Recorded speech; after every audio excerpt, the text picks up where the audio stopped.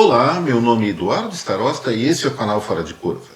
Iniciando a semana, já que é segunda-feira, dia 23 de maio, vamos começar antes de entrar no nosso quadro O que vem por aí, ver o que aconteceu de importante nesse dia de hoje. Certamente o indicador mais relevante foi mais uma queda do dólar em relação ao real.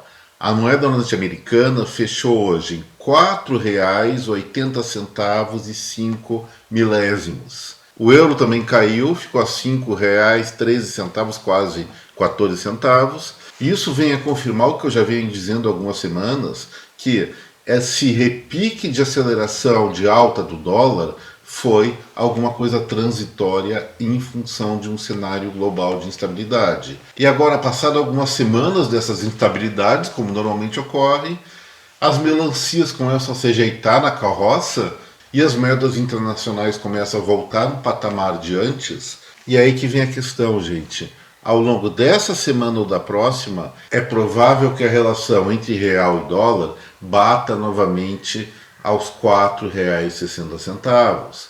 Caindo um pouco abaixo disso, vai significar problemas de competitividade do Brasil, parcialmente compensadas, vejo eu, pelas tentativas que o governo federal está fazendo no sentido de baixar impostos, especialmente o IPI, para competir com produtos no mercado internacional. Isso aí também é uma compensação em relação à Selic, mas lamentavelmente há entendimentos jurídicos que isso não pode ser feito pelo Poder Executivo Federal. Eu não sou advogado, mas estudei um pouquinho de direito, todo mundo deve estudar pelo menos um pouco.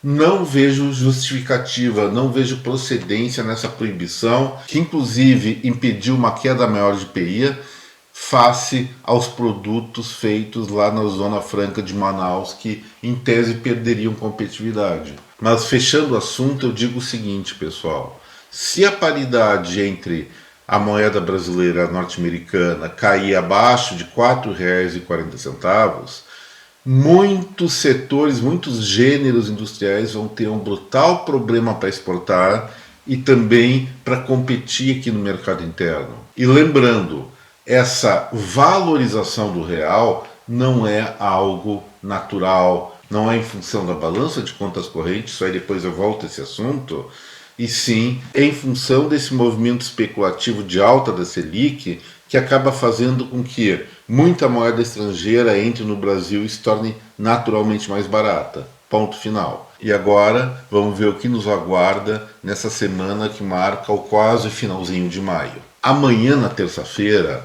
vai sair um indicador importantíssimo, que é o IPCA 15, que mede a inflação ao consumidor entre 15 de abril e 15 de maio. A perspectiva, pelo menos a minha perspectiva, é que o patamar inflacionário do Brasil que vai ser revelado nesse indicador esteja, sim, bem abaixo de 1%. Eu até apostaria em algo em torno de 0,6%. Por que eu digo isso? As principais pressões de alta dos alimentos ficaram para trás, tem até muito preço de hortifruti granjeiro caindo para o consumidor, a esperada alta do preço dos combustíveis ao nível do varejo, que, segundo os analistas de plantão, iria ser alguma coisa bastante grave, aparentemente não aconteceu, pelo menos aqui no Rio Grande do Sul eu não vi nada em relação a isso. Talvez um dos fatores que tenha favorecido essa contenção dos preços dos derivados do petróleo foi a queda do dólar, mas também essa forte discussão que ainda está ocorrendo em função do lucro da Petrobras e também em função da polêmica da própria formação de preço da estatal, que inclui o chamado preço CIF, o que envolve todos os custos inerentes à importação de um produto, sendo que a maior parte do petróleo, a esmagadora maioria do petróleo que o Brasil usa, aliás, é produzido aqui no mercado interno, então não teria que ser CIF não. Na quarta-feira, o Banco Central do Brasil vai divulgar o resultado das transações correntes de abril. Há uma previsão de um pequeno déficit na ordem de 2 bilhões de dólares, mas isso é normal. Essas transações correntes envolvem, além da balança comercial e de serviços, ou seja, as trocas do Brasil com o exterior, onde nosso país normalmente tem superávit, a questão do fluxo financeiro do dinheiro. Pode haver, sim, uma reversão e ter um pequeno crescimento em função da entrada de recursos externos por conta da alta da Selic. Mas, se mantendo as tendências normais, afora isso, o que nós enxergamos? O Brasil é um país que estruturalmente manda para fora mais capital financeiro do que recebe em função de lucros de empresas multinacionais, resgate de aplicações financeiras, enfim, de uma série de coisas. Tradicionalmente, o nosso país é deficitário em transações correntes. Eventualmente, isso pode mudar um mês para outro, especialmente nessa medida que, se entra muito dinheiro para capital especulativo, em função, de novo, da alta de juros, esse resultado pode vir a ser positivo. Como consertar essa encrenca? Primeiro, parar com a especulação, parar com essa besteira de subir Selic e admitir, bom, nesse primeiro momento o Brasil ainda vai continuar com essas transações correntes levemente negativas. E o outro fator para melhorar essa realidade pode ser dividido em dois aspectos principais.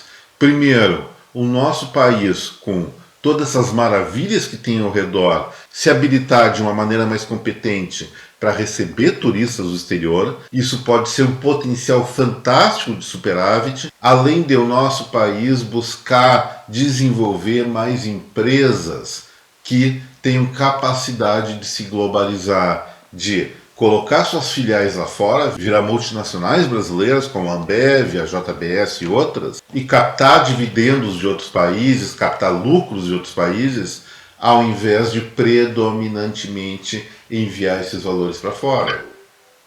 Isso não é exploração, isso é competência, e o Brasil, em várias frentes, sim, está se preparando para ser competente nesse sentido. Ainda não está como nós desejamos, mas se tudo der certo, vamos chegar lá. E na quinta-feira vai ser divulgado o PIB do primeiro trimestre lá nos Estados Unidos. O último trimestre, ou seja, janeiro, fevereiro e março, fechou em 1,4%. Se fechar no negativo, incluindo o trimestre terminado em abril, ou seja, fevereiro, março e abril, pode vir a significar que a alta de juros que o Banco Central deles fez, mesmo sendo de 0,5 ponto percentual, serviu mesmo como freio da economia. Na quinta-feira também é importantíssimo isso, o CAGED vai divulgar o resultado do emprego brasileiro em abril. Nos últimos meses, como nós estamos observando, esse indicador vem crescendo, o Brasil vem contratando muito mais do que demitindo, e eu tenho feito um alerta. Em algum momento, se continuarem subindo os juros, essa variável vai sofrer um cavalo de pau e vai reverter. Mas, pelos indicativos preliminares que nós temos, abril ainda vai ser um bom mês para a criação de postos de trabalho aqui no nosso país.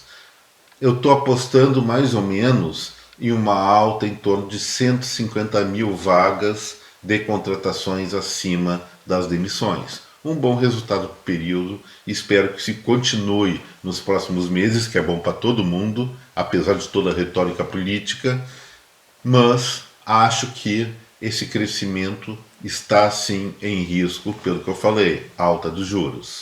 E já na sexta-feira, sim, tem coisas interessantes que acontecem no Brasil e no mundo na sexta-feira. Ao nível econômico, vai ser divulgado o resultado da Receita Tributária Nacional. Acredito eu que vai manter um crescimento moderado, tendo em vista a base deprimida dos anos anteriores. Isso referente ao mês de abril. No mês de março, a arrecadação foi 164 bilhões de reais e deve se manter um pouco acima desse patamar agora em abril, porque já entra alguma receita de imposto de renda. E acontecendo isso, gente, vai ser demonstrado que a economia brasileira continua, sob certos aspectos, em crescimento a despeito dos juros altos. Isso significa um balde de água fria naquelas previsões mais catastrofistas. Eu, pessoalmente, não me alinho com esses negativistas de plantão por questão política. Acho sim que o cenário brasileiro tem seus riscos, em função, vou repetir, desculpem, mas é necessário, da Selic alta.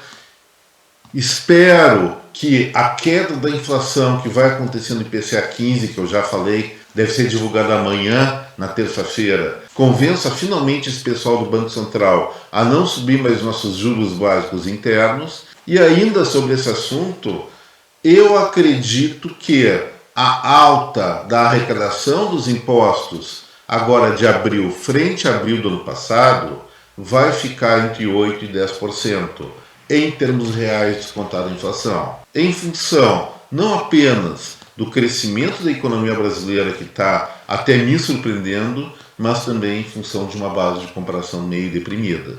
Isso, do ponto de vista cultural, sexta-feira vai ser muito importante.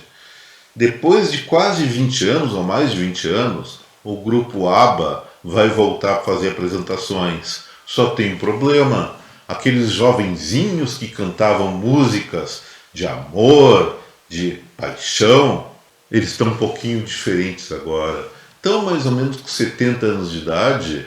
Então, uma pessoa de 70 anos de idade, lógico, pode se apaixonar, pode ter toda aquela energia, pero no mucho, né? O que eles estão usando para compensar isso? Entraram na era dos avatares. Então, quando tem uma música mais ousada, mais movimentada, com dança mais intensa, eles pegam cada um seu avatar, ó, vai trabalhar lá que eu vou ficar sentado na minha cadeira de balanço aqui, ó. Novas tecnologias para um mundo novo. E agora, para encerrar o Fora de Curva de hoje, eu queria falar sobre um moleque muito inteligente com 2 anos de idade. Sabe o que esse menininho fez? O nome dele é Barrett Golden. Ele mora no Texas, Estados Unidos. Ele, com aquela infantilidade de alguém de 2 anos, gostava de brincar no celular da sua mamãezinha. E gostava de ver a sua imagem, aquelas coisas. Não sei se eles veem galinha pintadinha lá, acho que não, coisa brasileira. Mas bem que isso poderia ser uma boa exportação cultural do nosso país. Mas estava o Barrett lá, inicialmente de uma maneira muito inocente, olhando o celular da mãe quando toca a campainha. Tocou a campainha com o entregador simplesmente deixando na porta da casa deles 31 hambúrgueres com a respectiva fatura. O moleque de 2 anos simplesmente conseguiu encomendar 31 hambúrgueres para uma rede de lanchonetes. Mas agora eu fico pensando, será que ele cometeu o luxo de pedir um Mac picanha sem picanha ou um Upper costela sem costela? Eu não sei, mas na foto que eu vi dele, ele estava segurando o hambúrguer com as 2 mãozinhas, não estava com cara de quer comer o negócio não, olhando para a pilha de sanduba que ele encomendou. A mãe dele vai ter que papar tudo, vai engordar sim, porque não se pode desperdiçar hambúrguer num momento como esses. Nem aqui no Brasil, muito menos lá no Texas, que sempre foi lembrada como a terra dos cowboys. E cowboy, a menino da vaca, em tradução livre aqui para o Brasil, significa que eles têm que honrar a qualidade de carnívoros. Quero ver se esse moleque vai papar, ou se a mãe dele vai papar isso aí tudo. Botar no freezer não vale, tem que comer 31 hambúrgueres. E se conseguir comer, eu vou recomendar uma coisa para quem mora aqui em Porto Alegre ou para quem visita Porto Alegre. Quer comer não um hambúrguer, mas um bauru verdadeiro, feito com uma carne mística, porque a carne mística é a contrafilé, que está muito raro ultimamente, né? Vamos lá no Trianon, na Protásio Alves, que tem o melhor bauru do Brasil. E aqui em Porto Alegre também é a terra do cheeseburger. Tem vários sabores, várias modalidades, alguns até que, se você conseguir comer ele inteiro, não paga a conta, porque é grande, é mais de 2,5 kg. Também tem uns mais modestos, é claro, mas muito bem feitos, com excelente sabor. E com isso, gente, o Fora de Curva vai ficar por aqui hoje. Espero que você tenha gostado desse vídeo. Se gostou, não se esqueça, botão no like, compartilhe esse material com a sua rede de contatos e se inscreva aqui no nosso canal. Mais uma vez, muito obrigado pela atenção. Até breve. Um forte abraço em cada um de vocês. Tchau!